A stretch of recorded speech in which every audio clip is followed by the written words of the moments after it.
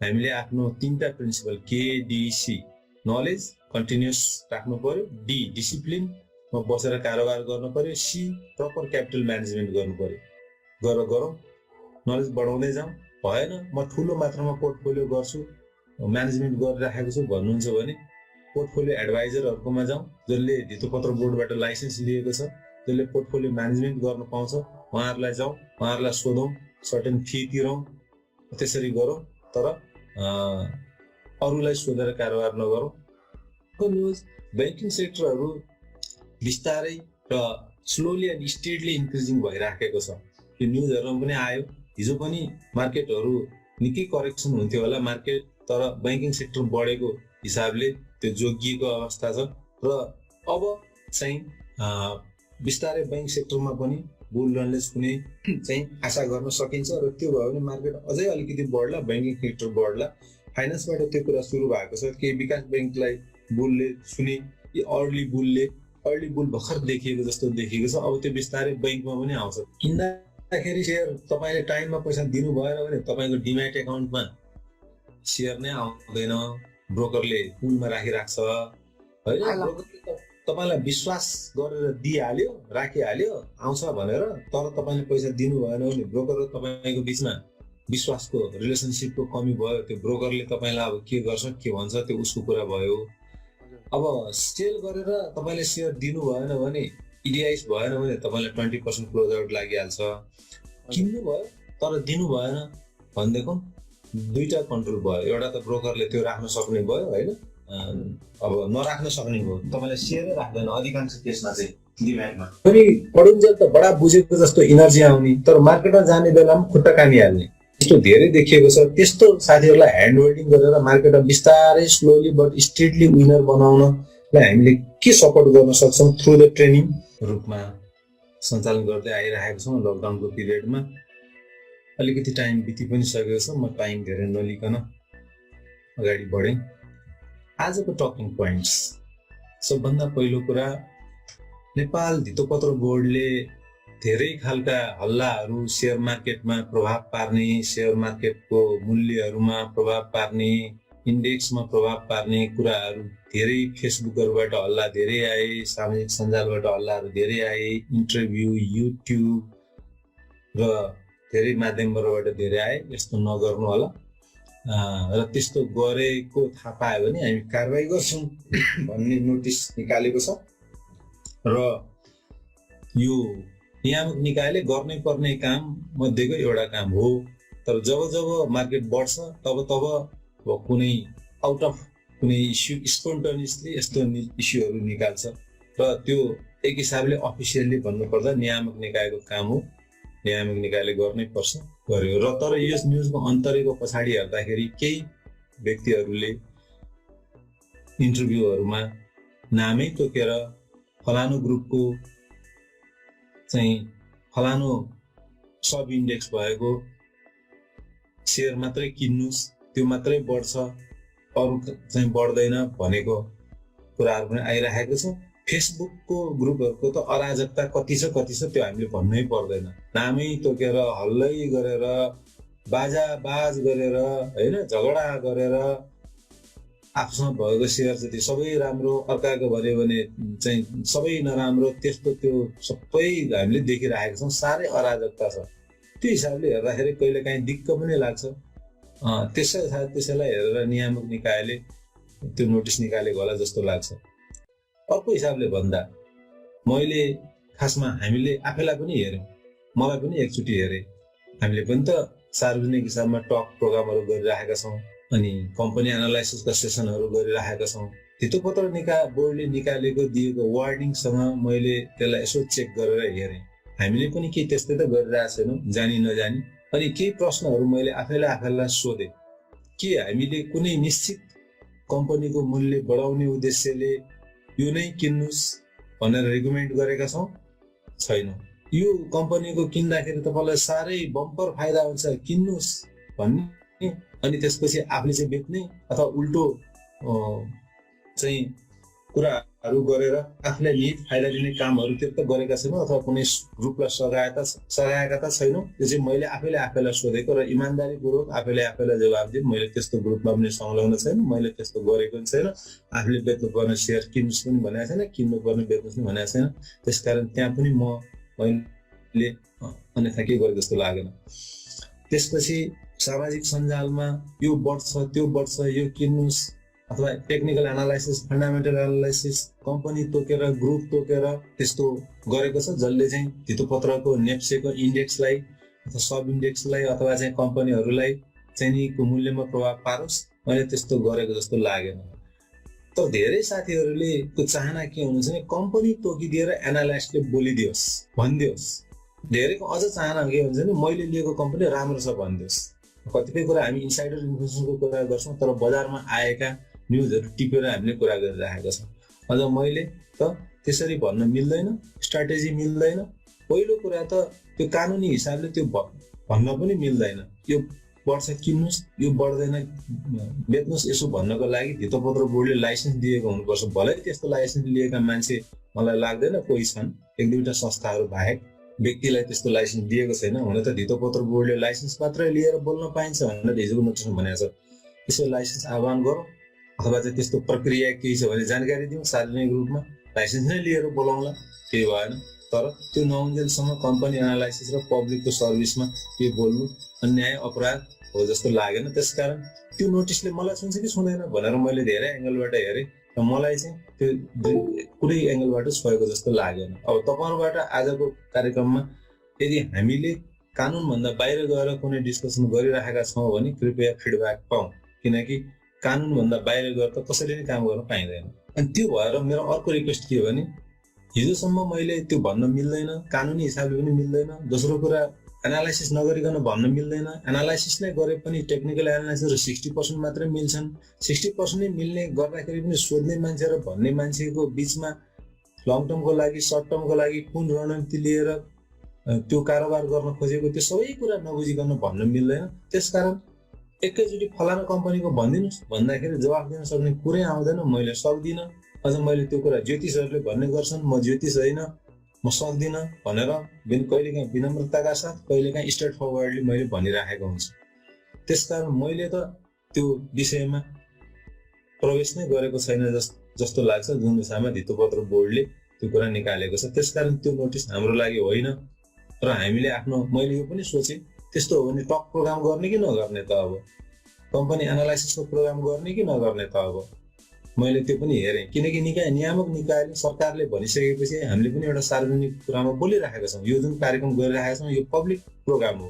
300 जनाले हामीलाई यहाँबाट सुनिराख्नु भएको छ, 300-400 जनाले फेसबुकबाट हेरिराख्नु भएको छ। एकैचोटि 700-800 जनालाई इन्फ्लुएन्स गर्ने प्रोग्राम भनेको पब्लिक प्रोग्राम हो। त्यसकारण त्यो नोटिसले हामीलाई पनि सचेत बनाएको छ। र म रिक्वेस्ट के गर्छु भने कुनै पनि साथीहरूले पहिला नै म भन्दैन थिएँ, मेरो इन्क्लाइनेसन त्यता थिएन, अब झन् नभनिदिनु होला, किनकि कुन कम्पनी बढ्छ कुन कम्पनी आफैले एनालाइसिस गर्नुपर्छ र आफैले एनालाइसिस गरिसकेपछि सकिँदैन भने फाइनेन्सियल एडभाइजरकोमा नियुक्त गर्नुपर्छ, फाइनेन्सियल एडभाइजरकोमा जानुपर्छ। साथीभाइ ब्रोकर इभन एनालिस्टहरूलाई सोधेर कारोबार नगर्नु होला, लङ टर्ममा घाटा हुन्छ। त्यसो गरेर गर्दाखेरि त्यो मेसेज एकचोटि फेरि हामीलाई झकझकाएको छ धितोपत्र बोर्डको नोटिसले, यति भने। तर त्यसले अब हुनसक्छ Facebook group, media, online interview गर्ने, बोल्ने र एकदम फलानु कम्पनी बढ्छ फलानु कम्पनी घट्नुपर्छ भनेर घटाउने र बढाउने उद्देश्यका साथ चाहिँ सामाजिक सञ्जालमा चाहिँ नि दन्त बजान गर्ने साथीहरूलाई राम्रै मेसेज दिएको होला। हुन त त्यस्तो मेसेज जब बजार बढ्छ, जब बजार घट्छ आउँछ र आरोप धितोपत्र बोर्डलाई के लाग्ने गर्छ भने बढ्यो भने घटाउनको लागि, घट्यो भने बढाउनको लागि आउँछ, एउटा टुलको रूपमा आउँछ भनिन्छ। त्यसरी भन्न चाहिँ मिल्दैन। त्यो आरोप सामाजिक सञ्जालहरूमा देख्न चाहिँ पाइन्छ, तर त्यसरी भनिहाल्न मिल्दैन। नियामक निकाय भएपछि हामीले रेस्पेक्ट त गर्नुपर्छ है। ल साथीहरू, यसको मोरल अफ द स्टोरी के हो त? अब धितोपत्र बोर्डको हामीलाई कसरी सुन्छ भन्दा एज ए सेयर होल्डर हामीले आफ्नो 3टा प्रिन्सिपल KDC नलेज कन्टिन्युस राख्नु पर्यो, D डिसिप्लिनमा बसेर कारोबार गर्नु पर्यो, C प्रपर क्यापिटल म्यानेजमेन्ट गर्नु पर्यो। गरौँ, नलेज बढाउँदै जाउँ। भएन म ठुलो मात्रामा पोर्टफोलियो गर्छु म्यानेजमेन्ट गरिराखेको छु भन्नुहुन्छ भने पोर्टफोलियो एडभाइजरहरुकोमा जाउँ, जसले धितोपत्र बोर्डबाट लाइसेन्स लिएको छ, जसले पोर्टफोलियो म्यानेजमेन्ट गर्न पाउँछ, उहाँहरूलाई जाउँ, उहाँहरूलाई सोधौँ, सर्टेन फी तिरौँ, त्यसरी गरौँ। तर अरूलाई सोधेर कारोबार नगरौँ र मलाई त पटक्कै नसोधौँ प्लिज। मैले पोर्टफोलियो म्यानेजमेन्ट पनि गर्दिनँ र मैले ज्योतिषले दिने जस्तो प्रश्नको उत्तर पनि दिन्न। म चाहिँ आफ्नो इन्डिपेन्डेन्सी, यो पब्लिक सर्भिस हो, कसैले मलाई यो नगर भन्छ भने बरु म नगर्न तयार छु, तर इथिक्स भन्दा बाहिर गएर र पब्लिकलाई गुमराह गर्ने हिसाबले मैले चाहिँ काम गर्दिनँ र मैले पोर्टफोलियो म्यानेजमेन्टको सर्भिस पनि मैले दिएको छैन। यो मैले क्लियर गराएँ। धेरै साथीहरूले म यति पैसा दिन्छु उति पैसा दिन्छु भनेर आउनुहुन्छ, प्लिज त्यो अफर मलाई नगरिदिनु होला, मैले सार्वजनिक कार्यक्रमको माध्यमबाट भने। अर्को न्युज, ब्याङ्किङ सेक्टरहरू बिस्तारै र स्लोली एन्ड स्टेडली इन्क्रिजिङ भइराखेको छ। यो न्युजहरूमा पनि आयो। हिजो पनि मार्केटहरू निकै करेक्सन हुन्थ्यो होला मार्केट, तर ब्याङ्किङ सेक्टर बढेको हिसाबले त्यो जोगिएको अवस्था छ र अब चाहिँ बिस्तारै ब्याङ्क सेक्टरमा पनि बुल रनले छुने चाहिँ आशा गर्न सकिन्छ र त्यो भयो भने मार्केट अझै अलिकति बढ्ला, ब्याङ्किङ सेक्टर बढ्ला। फाइनेन्सबाट त्यो कुरा सुरु भएको छ कि विकास ब्याङ्कलाई बुलले छुने, अर्ली बुल भर्खर देखिएको जस्तो देखिएको छ। अब त्यो बिस्तारै ब्याङ्कमा पनि आउँछ, कमर्सियल ब्याङ्कमा पनि आउँछ जस्तो लाग्छ, मेरो अन्दाज हो। यो कुरा भन्दै गर्दा मैले आजै तपाईलाई एउटा एनेक्स प्रोग्राम दिन लागेको थिएँ। कतिपय राम्रा कम्पनीका सेयरहरू किन बढ्दैन?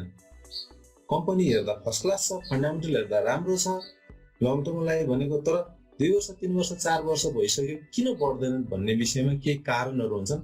टाइमले भ्यायो भने म तपाईँहरूलाई भोलि न्युजको साथसाथै एउटा एनेक्स किन राम्रा कम्पनीहरू कहिलेकाहीँ बढ्दैनन् केही कारणहरू हुन्छन्, त्यसमा म भोलि चर्चा गरौँला भ्याएछु भने, मैले तयारी गर्न भ्याएछु भने, होइन? किनकि मैले बोल्दाखेरि अर्गनाइज हिसाबले बोल्नु पर्यो।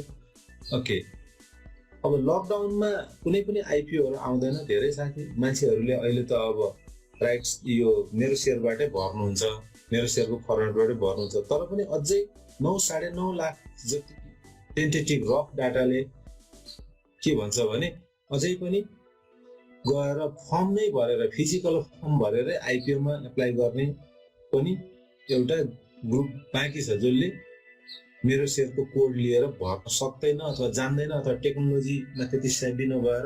9.5 लाख भनेको ठुलो ग्रुपको। तिनीहरूको चिन्ता के थियो भने आइपिओ आइहाल्यो भने लकडाउनमा त बाहिर निस्किन सकिँदैन, हामीले आइपिओ कसरी भर्ने भन्ने थियो। एउटा न्युज के आएको छ भने लकडाउनभित्र आइपिओ स्वीकृत नगर्ने अथवा स्वीकृत भएर बसेको छ भने पनि अहिले आइपिओ चाहिँ निष्कासन नगर्ने भन्ने आएको छ। यो जसले मेरो सेयरबाट आइपिओ भर्नुहुन्न, फिजिकल्ली फर्म नै भरेर आइपिओ भर्नुहुन्छ, उहाँहरूको लागि खुसीको खबर भनौँ। अब आइपिओ नआउनु चाहिँ दुःखको खबर, तर उहाँहरूको लागि चाहिँ खुसीको खबर। पोलिटिकल सिनेरियो तपाईँहरू सबै थाहा पाइसक्नुभयो होला। जेठ 9 गते, आज जेठ 9 गते, आज 8 थियो कि क्या हो, म डेटमा त्यहाँ कन्फ्युज भयो कि जस्तो लाग्यो। 24 घण्टाभन्दा कम समय दिएर पार्लियामेन्ट कल भएको छ, होइन?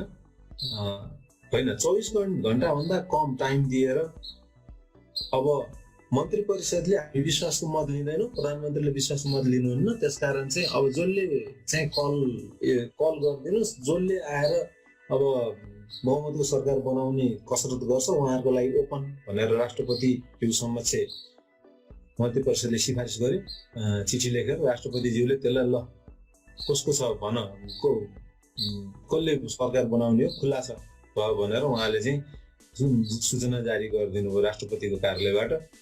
त्यो भनेको करिब 21 घण्टा जति टाइम दिएर ल आऊ बहुमत सिद्ध गर भनेर कल भएको अवस्था छ र 9 गते चाहिँ नै पार्लियामेन्ट बोलाइएको छ। र त्यो साइडमा संवैधानिक बाध्यता के छ भने 15 गते, जेठको 15 गते भित्र बजेट ल्याउनु पर्छ संविधानमै तोकिए अनुसार। यसले के देखाइराखेको छ भने राजनीतिका खेलाडीहरू अब अहिले ठुलो दलहरूले पनि बहुमत सिद्ध गर्न नसकेको अवस्था, कांग्रेस माओवादी दल तथा राजपाका एउटा फ्याक्सनले पनि मिलेर बहुमत सिद्ध गर्न नसकेर बसिरहेको अवस्था। अनि राजपा र को दुईटै ग्रुपले अहिले हामी चाहिँ अब जाँदैनौँ, इलेक्सनमा जाँदैनौँ, इलेक्सनमा होइन सरकारमा जाँदैनौँ, हामी स्ट्यान्ड लिएर बस्छौँ भनिरहेको अवस्था। र राजपाको कता कता दिने हामीलाई नै प्रधानमन्त्री दियो, यता अहिले संस्थापक पक्षबाट दिए पनि हामीलाई प्रधानमन्त्री देऊ, तिमीहरूको सरकारमा जान्छ, यतापट्टि प्रतिपक्षीहरूलाई पनि हाम्रो नेतृत्वमा प्रधानमन्त्री दिएर सरकारमा आऊ न त, अनि हामी जान्छौँ भनेर डिसिजन मेकरको हिसाबले अडिराखेको अवस्था। त्यो दुईटै त्यो अवस्थालाई हेर्दाखेरि चाहिँ विश्लेषकहरूले के भनिरहेका छन् भने पहिलो विश्लेषण चाहिँ यसरी मन्त्री परिषदको सिफारिसमा चाहिँ विश्वासको मत नलिकन विश्वासको मत लिने 30 दिनभित्र लिने प्रावधान हो। यसरी चिठी काटेर कसलाई सरकार बनाउनु पर्छ बनाऊ, हामी विश्वास मत लिँदैनौँ भन्नु चाहिँ संविधान विपरीत छ। त्यसकारण यो चाहिँ जसरी पनि पार्लियामेन्टले फेरि पनि भङ्ग गर्ने दाउ हो, यो भएन, असंवैधानिक भयो भन्ने कुराहरू आइराखेको छ। सम्भवतः अब त आज रिट पनि पर्न सक्छ, सम्भावना त्यो पनि छ सर्वोच्च अदालतमा, किनकि सर्वोच्च अदालतले भर्खर एउटा निर्णय पनि गरेको छ 7 जना मन्त्रीहरूको नियुक्ति बदल भनेर गरेको पनि अवस्था छ। त्यसो गर्दा अहिलेका गृहमन्त्रीज्यूलाई दोहोरो झट्का लाग्यो। एउटा त उहाँले उपचुनाव हार्नुभयो, राष्ट्रसभाको चुनाव हार्नुभयो, डाक्टर खिमलाल देवकोटाले जित्नुभयो होइन। र अर्को कुरा 7 जना मन्त्री मध्ये उहाँ पनि पर्नुहुन्थ्यो, माओवादीबाट गएका साथीहरू 7 जनाकै यो चाहिँ बदल छ, बदल योग्य छ भनेर चाहिँ बदल गरिदिएको छ। मन्त्री पनि गयो, चुनाव पनि हारियो भनेर न्युजहरू पनि धेरै आएका छन्। यो सबै राजनीतिक फेरि तरलताको अवस्थामा पुगेको छ। र कता कता अफ द रेकर्ड न्युजहरू, कता कता अफ द रेकर्ड त होइन, न्युजमै के आइरहेको छ भने राजपाका नेताहरू भारतीय दूतावाससँग भारतसँग अत्यन्त नजिक रहेर संवाद गरिराख्नु भएको छ र उहाँहरूले अब सम्भवतः भारतले नै एउटा इन्डिकेसन दिन्छ भन्ने जस्ता कुराहरू पनि आइराखेका छन्। अब हामीले चाहिँ अफ द रेकर्ड नै गरौँ यो कुरा, किनकि एउटा सार्वभौम सत्ता सम्पन्न नेपालको कुरा गर्दा भारतलाई बिचमा किन तान्नु चर्चाहरूमा, त्यो त्यति राम्रो कुरा भएन होइन। तर यो सबै हेर्दाखेरि चाहिँ या त दुईटा पक्षमध्ये कुनै एउटा पक्षतिर लागेर राजपाको नेतृत्वमा सरकार बनेर जाने देखिन्छ। तर त्यसो गर्दाखेरि चाहिँ दुवै पक्ष राजपाको हिसाबले लाई सत्तामा ल्याउनको लागि चाहिँ इच्छुक नहुनुपर्छ, किनभने संस्थापन पक्ष अहिले केपी ओलीज्यू, सामान्य प्रधानमन्त्री केपी ओलीज्यूको पनि त्यो मुड पक्कै छैन होला कि राजपालाई दिएर आफ्नो टिम चाहिँ तल बसेर काम गर्ने। एउटा नेतृत्वमा पुगिसकेको मान्छेले किन त्यो गर्छ, त्यति धेरै इन्ट्रेस्ट हुँदैन होला। अर्को कुरा, चुनावी सरकारमा राजपालाई स्टियरिङ ड्राइभिङमा राखेर जाने हो भने, अबको चुनाव स्टेबल भएछ भने पनि त्यही सरकारले चुनाव गराउने हो भने त्यो यतापट्टि प्रतिपक्षी दलहरूको पनि त्यति रुचिको विषय हुन्छ जस्तो लाग्दैन। त्यसकारण त्यो सम्भावना कम छ र अन्तर्य चाहिँ यो हुँदैन। नभएपछि फेरि यो कसैले पनि बहुमत सिद्ध गर्न नसकेको अवस्थामा पार्लियामेन्ट फेरि डिरेल हुन्छ, फेरि संसद फेरि भङ्ग हुन्छ। संसद फेरि भङ्ग भएपछि मुलुक चाहिँ अर्ली इलेक्सनमा जान्छ भन्ने एनालाइसिस चाहिँ धेरै कोणबाट भइराखेको छ। यो चाहिँ एउटा राजनीतिक परिस्थितिको मैले न्युजमा आएका कुराहरू, म राजनीतिको विज्ञ पनि होइन, न्युजमा आएका कुराहरूलाई एनालाइसिस सिन्थेसाइज मात्रै गरेको। अब यो कुराहरू भन्दै गर्दा यसले हामीलाई के असर पर्छ त, शेयर बजारमा के असर पर्छ भन्दा यो दुवै हिसाबले शेयर बजारमा चाहिँ त्यति धेरै नकारात्मक असर यसले पर्दैन। नर्मल हिसाबले स्टेबल नै भएर गयो भने पनि 3 महिना 4 महिनामा सरकारी ढुकुटीमा रहेका विकास बजेटहरू परिचालन भएर बैंकिङ च्यानलमा आउनुपर्छ। त्यसले क्यापिटल फ्लो बढाउँछ। क्यापिटल फ्लो बढाउने बित्तिकै त्यसको राम्रै हिस्सा शेयर मार्केटमा आउँछ र शेयर मार्केट बढ्न मद्दत पुग्छ। नम्बर 1 स्टेबल भयो भने पनि, अनस्टेबल हुने भयो भने पनि अलिकति टेम्पोररी करेक्सनहरू आउला। तर अन्ततोगत्ता फेरि चुनावमा खर्चहरू हुन्छन्, धेरै ठुलो इकोनोमिक मोबिलिटी आउँछ चुनाव हुँदाखेरि। इकोनोमिक मोबिलिटी हुँदा इकोनोमिकका कम्पोनेन्टहरू सबै चलायमान हुन्छ र शेयर मार्केट पनि त्यो हिसाबले चलायमान हुन्छ। अलिकति पछाडि त्यसबाट पनि मार्केटलाई सपोर्ट नै हुने आधारहरू देखिन्छ। त्यो हिसाबले हामीलाई एज शेयर मार्केटको हिसाबले चाहिँ हामी सतर्क भएर काम चाहिँ गर्नु पर्यो। सर्ट टर्म हिट्सहरूबाट बच्नु पर्यो। सर्ट टर्म हल्ला खल्लाबाट धितोपत्र बोर्डले नोटिस भने जस्तै हल्ला खल्लामा लागेर लगानी गर्नुबाट बच्नु पर्यो। प्रुडेन्सियल हिसाबले लगानी गर्नु पर्यो। तर डराउनु पर्ने अवस्था नै हुन्छ केही समयको लागि जस्तो चाहिँ लाग्दैन। र मलाई सोध्नुहुन्छ भने चाहिँ जुन अब कहिले 35-36 लाखको कुरा आउँछ, कहिले 38 लाखको कुरा आउँछ, एक्ज्याक्ट डेटा के हो, जे भए पनि 35-36 लाख भन्दा बढी डिम्याट एकाउन्ट खोलेर आएका नयाँ लगानीकर्ताहरू जानेर नजानेर शेयर मार्केटमा पसेका छन्। उनीहरूले केही न केही पैसाहरू लिएर आएका छन्। त्यसले नै मार्केटलाई चाहिँ 4 अरब 5 अरबको मार्केटलाई 12 अरबसम्म पुर्याएको छ र त्यो मुभमेन्ट केही समयसम्म रहिरहन्छ until and only share market धेरै नै ठुलो पोइन्टले करेक्सन भएन र मान्छेहरू चाहिँ प्यानिकमा आएनन् भने केही दिन साइड लाइन, त्यसपछि फेरि थोरै इन्क्रिज, एउटा हेल्दी हिसाबले मार्केट अगाडि बढ्छ जस्तो लाग्छ।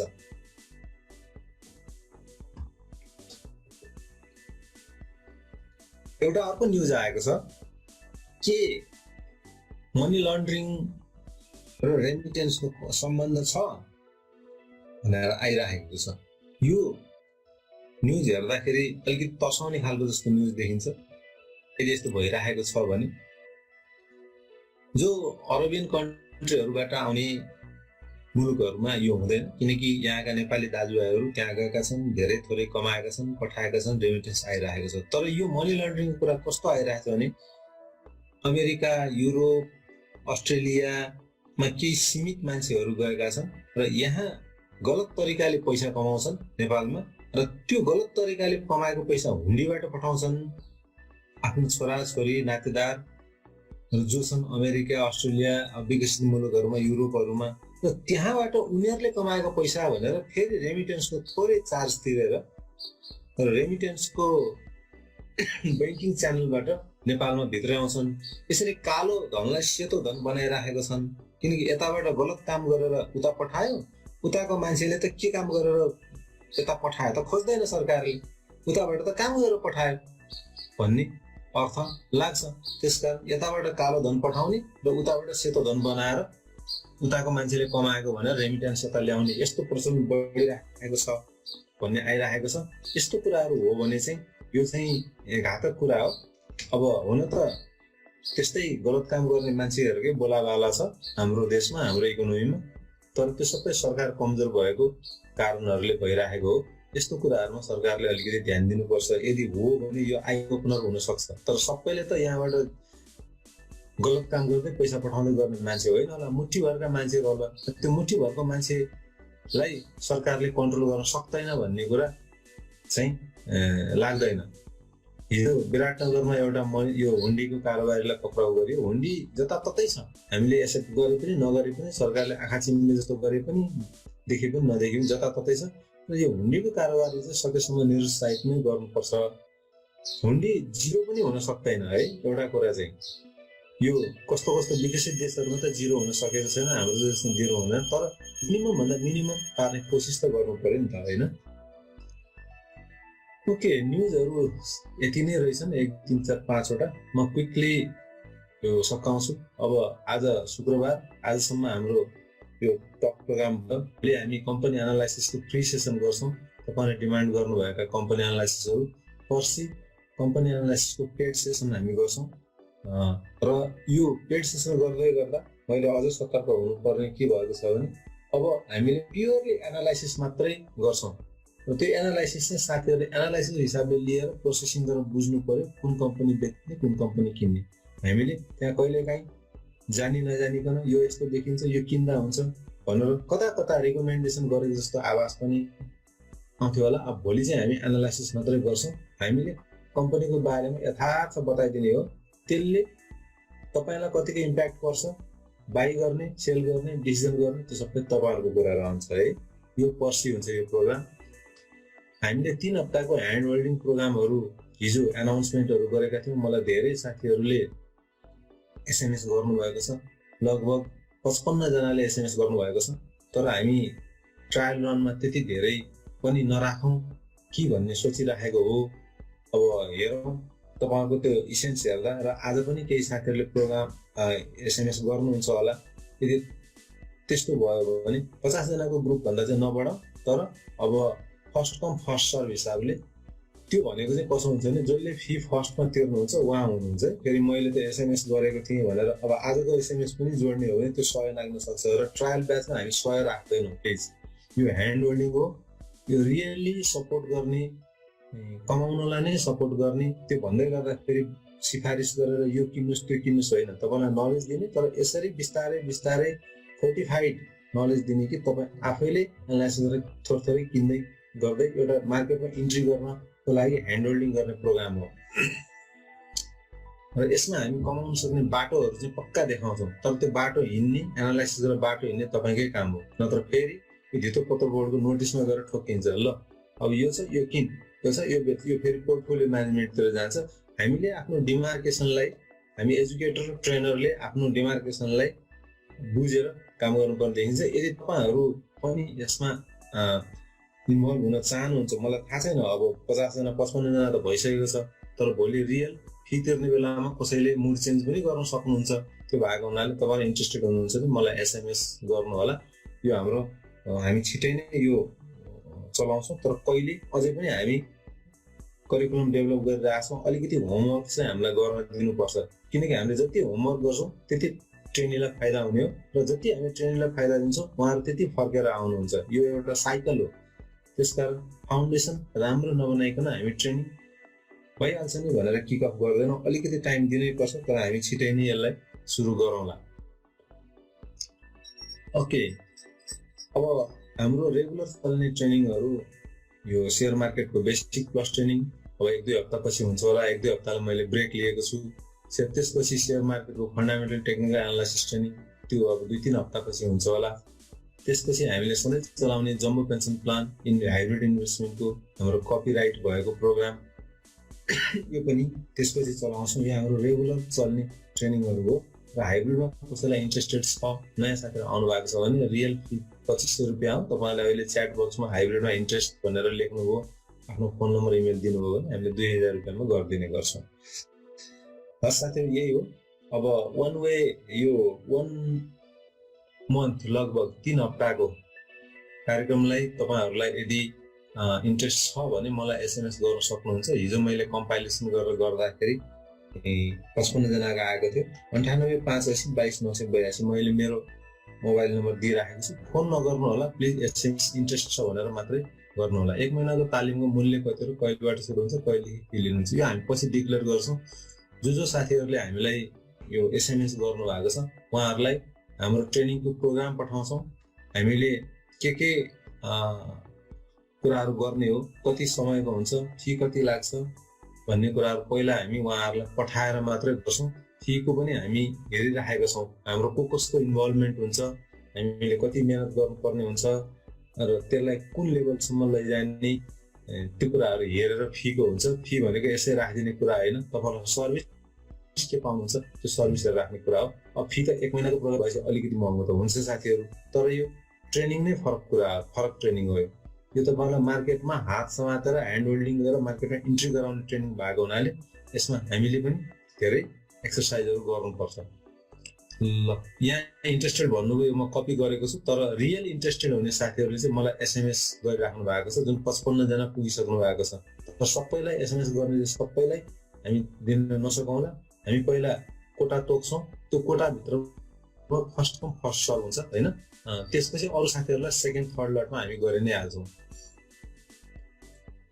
पाइको ग्रुपको लागि मेल पठाउनु भयो मैले पठाएको छैन किनकि पाइको ग्रुपमा मैले पहिला गरेका कामहरूलाईबाट एकदम 15-20 मिनटमा तपाईँहरूलाई सबै सार तत्त्व सबै दिउँ भन्ने हिसाबले डिजाइन गर्दैछु तपाईँहरू नआत्तिनुस् धेरै साथीहरू जोइन गर्नु भएको छ त्यो डिजाइन गरेर तपाईँहरूलाई 15-20 मिनटमा अहिलेसम्म मैले बनाएको 20-25 वटा भिडियोको सार आउने गरी तपाईँहरूलाई दिन चाहन्छु किनकि त्यो पटक त्यही काम गरिराख्न सकिँदैन त्यस भएर अलिकति टाइम दिनु सम्भव भयो भने म भोलि पर्सितिर एउटा एक्स्ट्रा प्रोग्रामहरू गर्छु पाइको लागि चाहिँ है ह्यान्ड होल्डिङ ट्रेनिङ आज पनि सरकार बनेर सरकारलाई विपक्षी बनाएर मुद्दा समेत नपरेको अवस्थामा देश थप बन्न जान्छ भनिएको छ यस्तो बजारमा ठुलो करेक्सनमा जाने सम्भावना छ कि छैन पोलिटिकल टर्मोइल भए तापनि शेयर मार्केट चाहिँ इमिडिएट करेक्सन आउला 1 दिन 2 दिन त्यो पनि नआउने सम्भावना मैले देख्छु शेयर मार्केटलाई धेरै इम्प्याक्ट ठुलो इम्प्याक्ट पर्दैन मेरो हिसाबले चाहिँ मेरो एनालाइसिस हो हैन अब कहिलेकाहीँ एनालाइसिस गलत पनि हुन सक्छ तर योभन्दा अगाडि पनि त दुईटा लकडाउन पछाडि नै दुईटा पोलिटिकल टर्मोइल भोगिसक्यो शेयर मार्केटले त्यसले नेपालको शेयर मार्केटले त्यति धेरै इम्प्याक्ट पार्दैन भन्ने कुरा पनि देखिएको छ किनकि डाइरेक्ट कनेक्सन छैन अरू देशहरूमा जस्तो डाइरेक्ट कनेक्सन रियल सेक्टरका उद्योगहरूमा अन्य उद्योगहरूमा हुन्छ त्यस्तो यहाँ छैन, त्यो भएर पनि इम्प्याक्ट कम पर्छ, त्यो पनि बुझिसकेका छ। त्यो मध्ये पनि सेयर बजार एक हिसाबले यो भ्याकुम त नभनौँ, एक हिसाबले इन्डिपेन्डेन्ट जस्तो देखिएको छ कि पोलिटिकल कनेक्सन भन्दा। अनि त्यो एक हिसाबले राम्रो पनि हो, एक हिसाबले नराम्रो पनि हो। तर नेपालमा चाहिँ धेरै इम्प्याक्ट पर्छ जस्तो मलाई लागेको छैन। मुलुक अस्थिरतातिर चुनावतिरै गएछ भने पनि। आज जेठ 7 हो, ठिक छ, आज जेठ 7 हो रहेछ। साथीहरू म त्यहाँ अलिकति कन्फ्युज भएको छ कि प्रसाद काफ्लेजीलाई अब यो हेर्नुहोस्, कृपया साथीहरू यो मान्छेको व्यक्तिको नाम लिएर नगरिदिनुहोस्। हामीले फेसबुकमा नामै तोकेर के भन्छौँ। हामी अरूले जे भन्नु साथीहरू, हामी प्रोफेसनल हौ न, हामीले कुनै व्यक्ति ग्रुप समूहलाई हामी सबैले चिन्छौँ त। त्योले हिजो नोटिस आयो, मैले आफूलाई आफ्नो एङ्गलबाट हेरेँ, टेस्ट गरेँ। म ठिक छु भने मैले ठिक लागेको काम गर्नुपर्छ। अनि अरूले बेठिक गर्यो भनेदेखि त्यसको पछाडि लाग्ने होइन, त्यसमा इनर्जी खर्च नगरौँ। आफूलाई ठिक लाग्दैन भने आफूले ठिक लाग्ने काम गरौँ, पोजिटिभ चिजमा इनर्जी खर्च गरौँ है। मेरो चाहिँ त्यो हो। सन्डेको पेड सेसन हुन्छ, सन्डेको पेड सेसन हुन्छ, तर कम्पनी एनालाइसिसको हिसाबले मात्रै। मैले खालि एउटै मात्र रिक्वेस्ट के भने, अब कम्पनी तोकेर यो भनिदिनुहोस्, त्यो भनिदिनुहोस्, बढ्छ घट्छ, त्यो चाहिँ हामीले एनालाइसिस भनिदिन्छौँ। बढ्छ कि घट्छ तपाईँहरूले बुझ्नुपर्छ। किनकि हामीले बढ्छ भन्दै गर्दा पनि भन्दै नै पनि पहिला त हामी भन्दैनौँ, भन्दाखेरि पनि त्यसले तपाईँको एनालाइसिस नगरिकन बढ्छ फलानुले भनेर लाग्नु हुँदैन। मेसेज त्यति मात्रै हो। घट्छ भनेर आत्तिनु पनि हुँदैन, मेसेज त्यति मात्रै हो। आफूले गर्न जान्नु पर्यो, सक्नु पर्यो। सकिँदैन भने बरु फाइनेन्सियल एडभाइजर नियुक्त गर्नुहोस्। तपाईँको ठुलो पोर्टफोलियो छ भने, 30, 40, 50 लाख भन्दा माथिको पोर्टफोलियो छ भने फाइनेन्सियल एडभाइजर नियुक्त गर्नुहोस्। तर कहिलेकाहीँ फाइनेन्सियल एडभाइजरको ट्युन र तपाईँको इन्भेस्टरको ट्युन मिलेन भने त्यहाँ पनि लस हुनसक्छ। त्यसकारण नेपालको कन्टेक्स्टमा सबभन्दा राम्रो नलेज लिएर आफैले गर्नु हो र नमात्तिकन बुझेर थोरै बरु ढिलो गर्नु, त्यो राम्रो हुन्छ सिकारुको लागि। अब एक्सपर्ट त एक्सपर्ट भइहाल्यो। एभरेज कस्ट कसरी निकाल्ने? डब्ल्युसिसी मेरो सेयरले नै निकालिदिइहाल्छ नि एभरेज कस्ट। भएन भने क्वान्टिटी र प्राइस जोड्ने, सब कतिवटा सेयरको किन्नु भयो अनि त्यो जोडेर तल टोटल गरेर कतिवटा स्क्रिप्ट हो त्यसले एभरेज गरिदिएपछि भइहाल्यो नि एभरेज कस्ट त। क्वान्टिटी र प्राइसको वेटेड एभरेज निकाल्नुपर्छ। ट्रेडरको लागि टेक्निकल चार्ट हेर्दा डे चार्ट कि विकली चार्ट, हाम्रो लागि बेस्ट चाहिँ डे चार्ट हो। तपाईँ धेरै लङ टर्म इन्भेस्टर हुन्छ, 2 वर्ष 3 वर्ष 5 वर्ष लागि गर्नुहुन्छ भने विकली हेर्दा पनि हुन्छ, तर day is best. Program continue गर्नुपर्छ सर, हजुरको बाट त्यस्तो कुनै विपरीत कुरा गर्नु भएको छैन। त्यो छैन, त्यो भएर त हामीले प्रोग्राम कन्टिन्यू गरिराखेका छौँ नि। प्रोग्राम कन्टिन्यू हुन्छ, तर नियामक निकायले दिएको फ्रेममा हामी बस्नुपर्छ। हामीलाई चित्त बुझ्ला नबुझ्ला नेपालको कानुन, नेपालको नियामक निकाय चित्त बुझ्ला नबुझ्ला आफ्नो ठाउँमा छ। तर जुन कुरा नगर भनेपछि त्यो कुरा डिसिप्लिन भएर गर्नुपर्छ एउटा गुड सिटिजनले, होइन? त्यो चाहिँ मेरो जहिले पनि एउटा इथिकल स्ट्यान्ड चाहिँ जहिले पनि रहन्छ। त्यो भएर म कुनै व्यक्तिको नाम तोकेर त्यो गरेर गर्न रुचाउँदिनँ। त्यो सरहरूले पनि म्याडमहरूले पनि त्यो नगरिदिनुहोस् भनेर भन्छु। ल अब म क्वेसनतिर जान्छु है। तपाईँ धेरैले मलाई एसएमएस गरिराख्नु भएको छ। यदि तपाईँ 1 मन्थ लगभग 3 विकको ह्यान्ड होल्डिङ तपाईँले लिन चाहनुहुन्छ भने हामी तपाईँलाई इन्टेक क्रिएट गरिराखेको हो। तर सबैले पठाउनु भएको जतिले त्यो पाउनु नै हुन्छ भन्ने चाहिँ छैन, होइन? किनकि हामी ट्रायल गर्दैछौँ। ट्रायल गर्दाखेरि कतिपय कुरामा राम्रो के हुन्छ भने हामीले बेसरी मेहनत गर्छौँ, किनकि ट्रायल सक्सेस गर्नु पर्यो नि त, बल्ल अनि रियल ट्रेनिङ सक्सेस हुन्छ। कहिलेकाहीँ कतिपय कुराहरू टेस्ट गरिराखेको हुन्छ, अनि ट्रायलमा आउने साथीहरू कतिपय गिनीपिग पनि हुनसक्छ। राम्रो नराम्रो दुइटै छ, तपाईँहरूले एनालाइसिस गर्नुहोस्। तर हाम्रो कोसिस चाहिँ ट्रायल प्रोग्रामलाई बढी राम्रो गराउने हुन्छ। किनकि त्यो भयो भने हामी कन्फिडेन्ट हुन्छौँ र हामीले फर्दर अरू ट्रेनिङहरू, आउने ट्रेनिङहरू अझ राम्रोसँग गर्न सक्छौँ। त्यसकारण हाम्रो चाहिँ इच्छा चाहिँ मेहनत नै गर्ने नै हुन्छ। फ्लोसिटमा सेल गरेको सेयर कसरी हेर्ने क्वेसन? फ्लोसिटमा सेल गरेको सेयर चाहिँ तपाईँले नेपालस्टक.com मा जानुहोस्, त्यहाँ मार्केटमा टुडेज फ्लोसिट भन्ने आउँछ। टुडेज फ्लोसिटमा गएर तपाईँको कुन ब्रोकर हो, तपाईँले मानिलिनु आदेश दिनुभएको छ, तपाईँको ब्रोकरले त्यो किने कि किनेन, अनि त्यहाँ कम्पनी छान्नुहोस्। कम्पनी छान्ने ठाउँ हुन्छ, तपाईँको ब्रोकर लेख्ने नम्बर लेख्ने ठाउँ हुन्छ, त्यो लेखेर क्लिक गर्नुहोस्, सर्च गर्नुहोस्, त्यहाँ आउँछ। तर त्यहाँ आएको तपाईँकै सेयर हो भन्ने चाहिँ हुँदैन। तपाईँ जस्तै अरू साथीले दिएको सेयर अर्डर एक्जिक्युट भएको हुन्छ। मानिलिउँ मैले एबिसी भन्ने कम्पनीको 50 किता सेयर बाईको लागि दिएको थिएँ, 50 किता सेयर एबिसी भन्ने कम्पनीको मेरै ब्रोकरले किनेको देखायो भने हुनसक्छ 80-90% त्यो मेरै हो हैन, तर अरूको पनि हुनसक्छ। त्यसरी एउटा गेस गर्ने हो, तर त्यो गेस 80-90% मिल्छ, किनकि ठ्याक्कै एक्ज्याक्ट सेम टाइममा same company same amount same दरले किन भनेर धेरै त्यो ठ्याक्कै जुझ्ने सम्भावना कम हुन्छ। तर I sell the shares which I didn't have, I have to play close, but how will the buyer get shares? होइन, बायरलाई त दुईटा हिसाबले, बायरले सेयर पाउँदैन, उसलाई के भनिन्छ भने तपाईलाई जसले सेयर बेच्छु भनेर बेचेको थियो उसले सेयर दिन सकेन, त्यसकारण तपाईले चाहिँ क्लोज आउट फाइन पाउनुहुन्छ, उ तपाईसँग लिएर उसलाई दिने हो, ब्रोकरले राख्ने होइन त्यो क्लोज आउट फाइन है। त्यसरी उसले त फाइनमा उसको हिस्सा लाग्ने भयो नि त। त्यो 1 मन्थ ट्रेनिङको अनलाइन हुन्छ कि फिजिकल? फिजिकल त सम्भावनै छैन विवेकजी अहिले त। अहिले त फिजिकल कुरा नगरौँ, अनलाइन नै हुन्छ। खुलिसकेपछि विभिन्न खालका टिओटी, मैले टट ट्रेनिङहरू, ट्रेनिङ अफ ट्रेनर्स, मैले खास गरी हाइब्रिड इन्भेस्टमेन्टको ट्रेनरहरू उत्पादन गर्ने सोचिराखेको छु। त्यो चाहिँ म फिजिकल गराउँछु, लगभग 15 दिनको हुन्छ। अहिले हाम्रो मार्केट क्यापको जिपी रेसियोको अवस्था छ को के अवस्था छ सर? मार्केट क्यापिटलाइजेसन र जिडिपी त्यो डाइरेक्टली रिलेटेड हुने कुराहरू होइनन्, तर अहिले चाहिँ यहाँ एउटा फन्डा के बनाइदिएको छ मिडियाले भने हाम्रो जिडिपी बराबर मार्केट क्याप पुग्यो।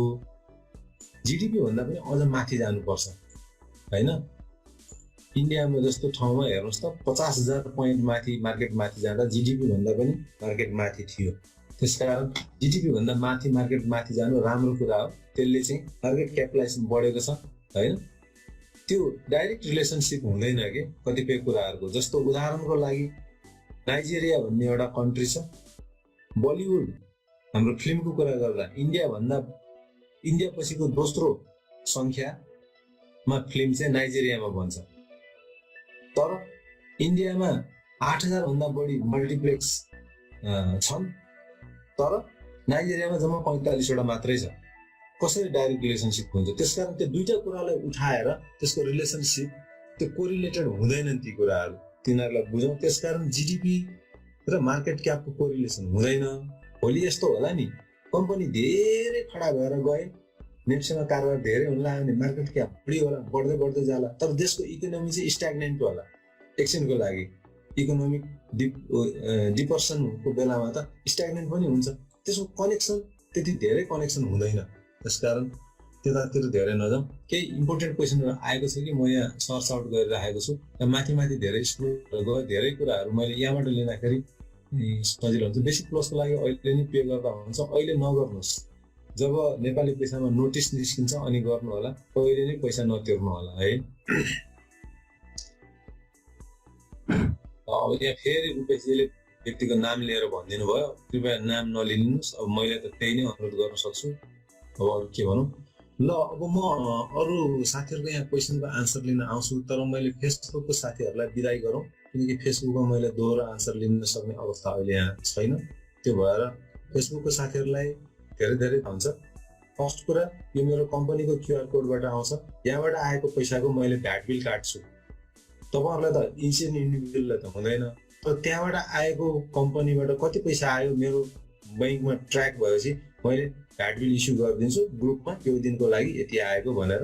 यसले सरकारलाई मैले भ्याट पनि तिर्छु, एउटा फाइदा।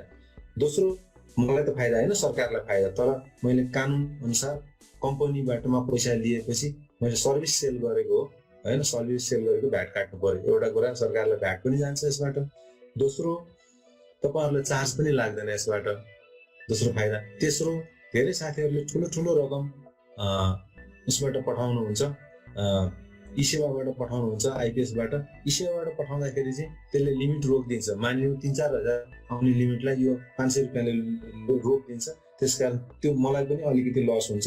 त्यसमा तिनटै फाइदा चाहिँ क्युआर कोडबाट गर्नु, त्यसकारण क्युआर कोडबाटै गरिदिनु होला, तिनटै फाइदा छ। अब क्युआर कोडबाट आउँदाखेरि कम्पनीको नाममा आउँछ सुबेजिङ प्राइभेट लिमिटेड भन्ने, त्यो भएपछि मलाई पनि भ्याट बिल काट्नुपर्ने बाध्यता हुन्छ। इन्कम गरिरहेको छु, त्यसको सर्टेन भ्याट पनि तिरौँ, र त्यो कम्पनीको नाममा इन्कम आएपछि त्यसको म कम्पनी नाफामा गयो भने कर्पोरेट ट्याक्स पनि तिर्नुपर्छ। सो म ट्याक्सको लाइनबाट काम गरिराखेको छु, र र कमाएकै पैसामा ट्याक्स तिर्ने हो, नकमाएको लसमा घरखेत बेचेर ट्याक्स तिर्नुपर्ने होइन। कमाइ भयो भने ट्याक्स तिर्ने हो, कमाइ भएको कुरामा ट्याक्स तिर्नलाई के आपत्ति छ र होइन। त्यसकारण यो प्रपर च्यानल हो, प्रपर च्यानलबाट तपाईँले पैसा पठाइदिनु भयो भने अझ राम्रो।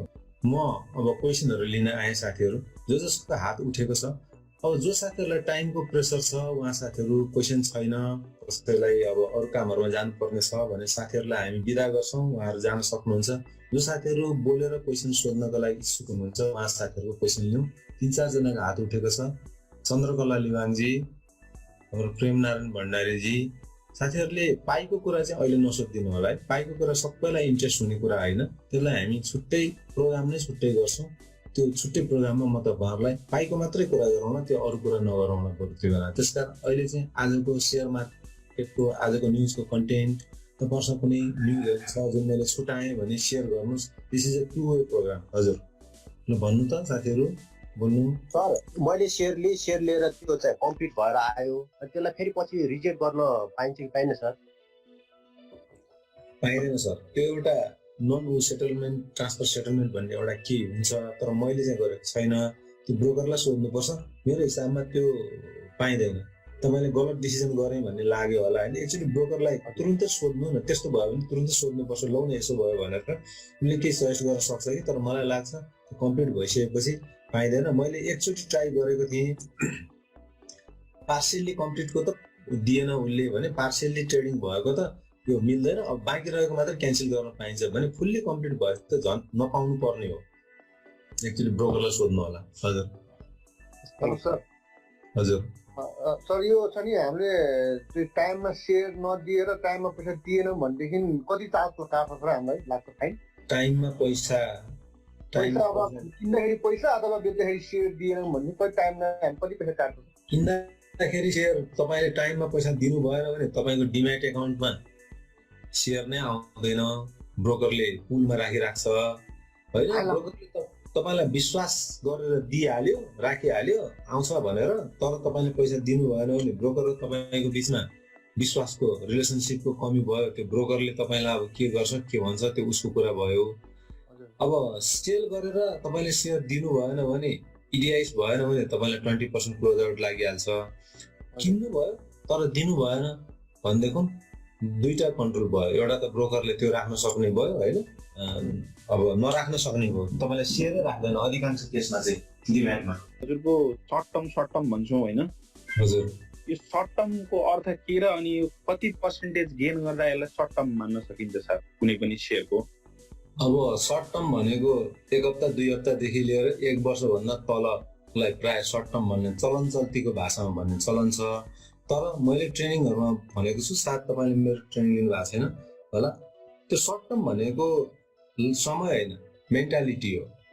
तपाईँ कुनै कम्पनीको डिभिडेन्ड खान्छु, डिभिडेन्ड खाएरै म जित्छु र डिभिडेन्ड खाँदाखेरि मैले वेट गर्नुपर्छ। वेट गर्दाखेरि चाहिँ बोनस सेयर, अब राइट सेयर अथवा राइट त अब लिएको होइन, डिभिडेन्डहरू क्यास डिभिडेन्डहरू आउँछ, त्यो मेरो लागि एक्स्ट्रा हो भन्ने मेन्टालिटीका साथ मार्केट पस्नुहुन्छ भने तपाईँ लङ टर्म कारोबार, लङ टर्म इन्भेस्टर हो होइन। डिभिडेन्ड खाने मेन्टालिटी, डिभिडेन्ड नकुर्ने, डिभिडेन्ड चाहिँ म खान्न, भलै म 1 वर्ष कुराउँला तर डिभिडेन्ड मेरो टार्गेट होइन।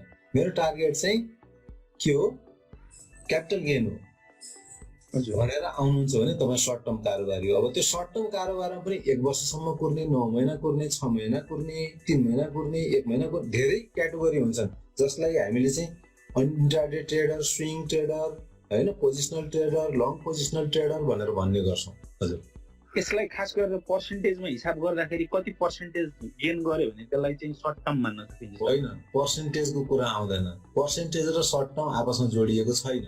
पर्सेन्टेज चाहिँ तपाईँको इच्छासँग जोडिएको छ। तपाईँ सेयर मार्केटमा कति कमाउने इच्छा राखेर आउनु भएको छ।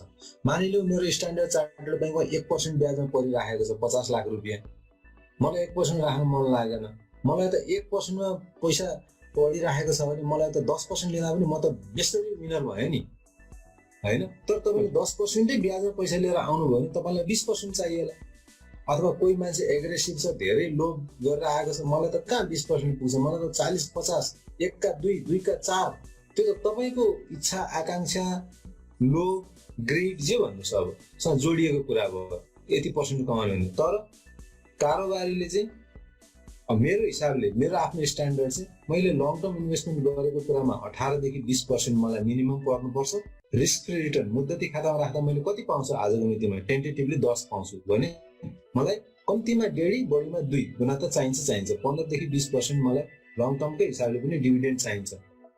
त्यो भएन भने मैले आफूलाई लुजर भन्न ठान्छु। मैले सेट गर्ने हो, कसैले भन्दिनँ होइन। ट्रेडिङमा मैले एग्रेसिभ 2 किसिमको ट्रेडिङ गर्छु। त्यो मैले ट्रेनिङमा स्ट्राटेजी फर्मुलेसन गर्दा बताउने गर्छु। अहिले त सबै बताउन सकिनँ। एग्रेसिभ ट्रेडिङमा म 3 महिनामा भन्दा बढी कुर्दिनँ, अनि सर्ट टर्म ट्रेडिङमा म 1 वर्षसम्म कुर्न सक्ने हिसाबले दुईटा हिसाबले ट्रेडिङ गर्छु। र सर्ट टर्म ट्रेडिङमा मलाई 5 देखि 10% चाहिन्छ। 3 महिना वेट गर्छु भने 5 देखि 10% प्रफिट टार्गेट भयो भने बेच्छु। म कुरेर पनि बस्दिनँ। त्यति भयो भने होइन, त्यो भयो भने जति मैले प्रफिट टार्गेट राखेको छु त्यसको आधा स्टप लस पनि राख्छु। मैले सधैँ मार्केटलाई प्रेडिक्सन पनि गर्न सक्दिनँ। मार्केट मेरो विरुद्धमा गयो भने स्टप लस लगाएर पनि निस्किनु पर्छ। That is the discipline of the trader.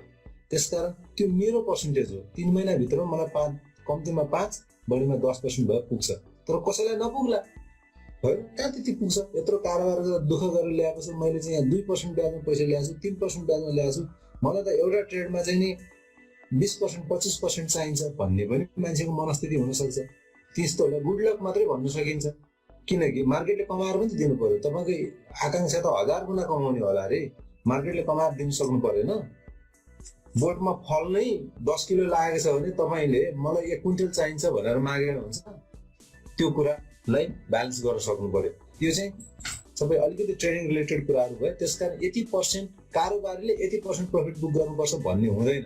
तपाईँले सेयर मार्केटबाट कति कमाउन चाहनुहुन्छ। जस्तो मैले 3 महिनामा 10% कमाएँ भने 1 वर्षमा मेरो रेट अफ रिटर्न 40% भयो नि। त्यो भनेको मलाई 40-50% रिटर्न चाहिन्छ ट्रेडमा चाहिँ। तर लङ टर्ममा मलाई 20% भए पुग्छ। अनि मेरो एभरेज चाहिँ 30-35% हुन्छ। र सेयर मार्केटबाट 30-35% कमाउन सक्यो कन्टिन्युअसली हरेक वर्ष भने त्यो राम्रो विनर हो है।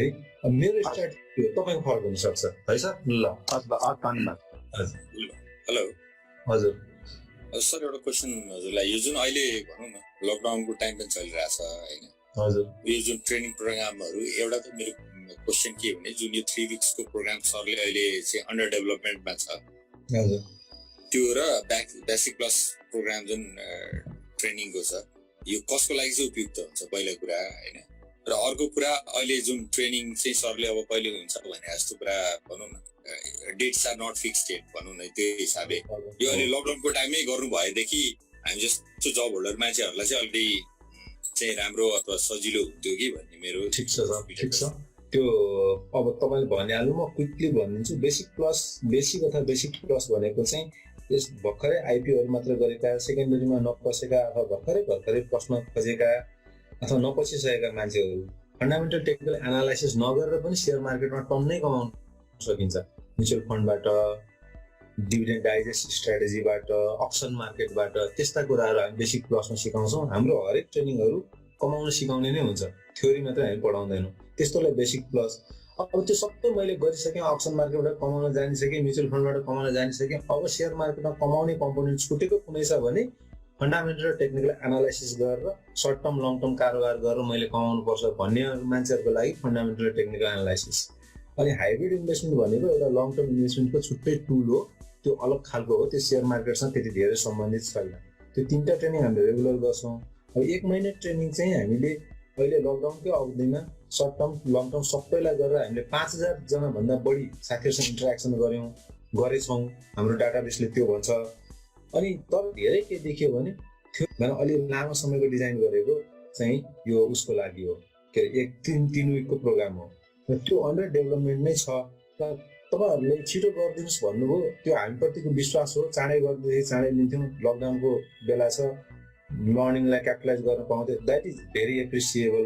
र त्यो भन्दै गर्दाखेरि हामीले प्रोडक्ट ल्याइसकेपछि त्यो प्रोडक्टहरूले तपाईँहरूलाई बेस्ट फाइदा दिन सकेन भने तपाईँलाई गिनीपिग मात्रै बनाउने हुन्छ, खास गरी नयाँ ट्रेनिङहरू। जस्तो हाम्रो 3टा प्रोग्राममा हामी कन्फिडेन्ट छौँ हामीले के दिन्छौँ भन्ने कुरा। तर यसमा अलिकति के गर्यो भने हाम्रो ट्रेनीहरूलाई बेस्ट अफ द बेस्ट पाउनुहुन्छ भन्ने कुरा त होमवर्क त गर्नु पर्यो नि।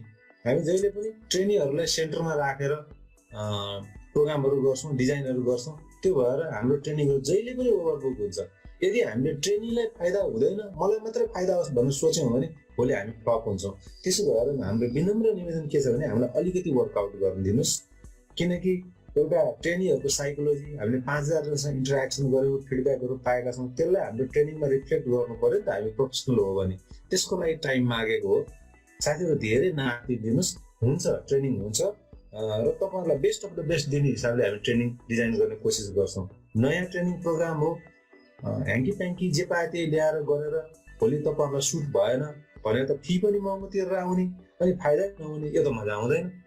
यो त हाम्रो पनि त रेपुटेसन पनि त जोडिएको छ नि सर, वान टाइम पैसा आएर भएन नि त, रेपुटेसन पनि त जोडिएको छ नि। त्यसलाई हामी तपाईँहरूको विश्वास र रेपुटेसनलाई गुमाउन नचाहेको, त्यसबाट अलिकति वर्कआउट गरिरहेको छौँ। हामीले रिगरसली वर्कआउट गरिरहेको छौँ। साथीहरू चिन्ता नगर्नुहोस्, हुन्छ है। हस्, धन्यवाद सुन्नको लागि। थ्याङ्क यू हजुर सर नमस्कार। नमस्कार। हजुर सर यो म्युचुअल फन्ड किन्दाखेरि तपाईँको 100 किताब मात्रै बेच्ने हुन्छन्, धेरै 100-200 आउँछ अनि त्यसमा 50 रुपियाँ त चार्ज जान्छ भनेपछि त हाम्रो त 11मा किन्दा 12 पर्ने भयो। यसको के छ सर सल्युसन? यसरी किन्नु हुँदैन सर। खोइ तपाईँले कसरी किन्नु, म त जहिले पनि 5000 किताबभन्दा तल किन्दिनँ। 5000 त होइन, कहिलेकाहीँ 1000 पनि किन्छु, 1000 भन्दा तल किन्दिनँ। कहिलेकाहीँ 5000 राख्दाखेरि त्यो बेग्लै कुरा हो, 500 र किताब त किन्ने नै होइन नि। होइन सर, त्यो जति राख्यो भने मैले पनि त्यो 50-60 हजार किताब राख्दा पनि त्यो 100 नै बेच्ने त्यति हुन्छन् अनि त्यसपछि रेट बढेर जान्छ अनि पर्दैन सर। त्यो यस्तो गर्नु न, तपाईँले हाल्दाखेरि AON तपाईँले डे भन्ने चुज गरेर राख्नु भएको हुन्छ। तपाईँले 50-60 तपाईँको जति हैसियत छ धेरै ठुल्ठुलो किताब नराख्नुहोस्। फेरि 50,000 किताब AON गरेर राख्यो भने 50,000 किताब पोसेसन हुँदैन, होइन, पाइँदैन। त्यसरी 1000 भन्दा माथि 1000 र 5000 को रेन्जमा राख्नुहोस्, AON गरेर राख्नुहोस् कि। तपाईँले त्यहाँ हेर्दाखेरि तल 5000 किताब आइरहेको छ, रेट चाहिँ मानिलिउँ 12 रुपियाँमा छ, तपाईँ 11 रुपियाँ 50 पैसा रेन्जमा त्यही 5000 किताबलाई टार्गेट गरेर राख्नुहोस् न। तर AON गर्नुहोस् कि। डे गर्नुहुन्छ भने चुडेर लान पनि सक्छ, चुडेर दिन पनि सक्छ कि। त्यसो भए AON अल अर नन भनेको त्यसैको लागि हो नि त। दर्शकबिन फेरि पनि यस्तै भिडियो सामग्री लिएर तपाईँहरू सामु उपस्थित हुने नै छौँ। तब तकको लागि बिदा दिनुहोस्। कृपया तपाईँको सल्लाह र सुझाव कमेन्टमा लेख्नुहोला। साथै हाम्रो च्यानल अहिलेसम्म पनि सब्सक्राइब गर्नुभएको छैन भने कृपया सब्सक्राइब गरिदिनु होला। हस्त, धन्यवाद। जय नेपाल।